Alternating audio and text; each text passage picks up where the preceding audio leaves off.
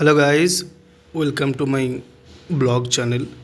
সুরজিৎ মুখার্জি বলছি। আমরা গিয়েছিলাম চিড়িয়াখানা, আলিপুর চিড়িয়াখানা, এবং আলিপুর চিড়িয়াখানায় গিয়েই এই যে এদের দেখি।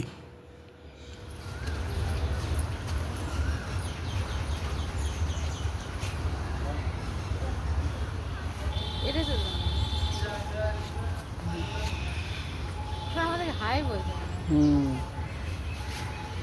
আমরা এখান থেকে একটু খাবার টাবার দিতে পারবো না এদিকে বলো। খাবার চাইছে, এই বাঘটা আসছে সেটা দেখো না। আমরা পুরো সামনে থেকে দেখেছি। এটা অবশ্যই কাঁচের একটা ইয়ে ছিল, বক্সের মতো ছিল, এবং সেখানে কোনো অসুবিধা হবে না। বাট আমরা যেটা দেখেছি, জাস্ট ও এদিক ওদিক করছে, আবার এদিকে সাপ রয়েছে, মানে বিভিন্ন ধরনের জিনিস। আলিপুরের চিড়িয়াখানা যেটা রয়েছে সেটা সব থেকে বড় আমার মনে হয়। অনেক কিছু জিনিস পাওয়া যায়, একদম টিকিটের দাম যেটা আছে তার থেকে অনেক বেশি দেখা যায়। কম টিকিটের দাম নিয়ে অনেক বেশি মানে পশু পাখি দেখা যায়। সেটা আমার মনে হয় না যে অন্য জায়গায় দেখা যায় বলে। এখানে কত রকমের বাঘ রয়েছে, সাপ রয়েছে, এবং আরও অনেক কিছু রয়েছে।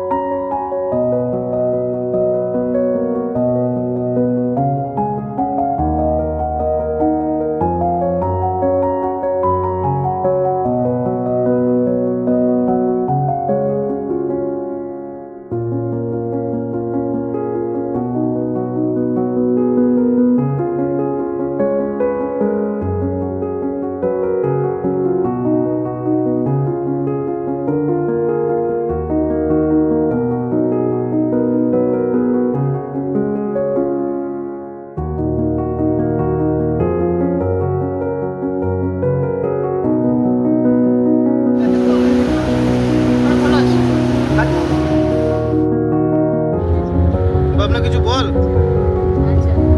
এক্সপিরিয়েন্স ভাবনা কিছু বল। ভাবনা গুড এক্সপিরিয়েন্স। এখন কোথায় চললি?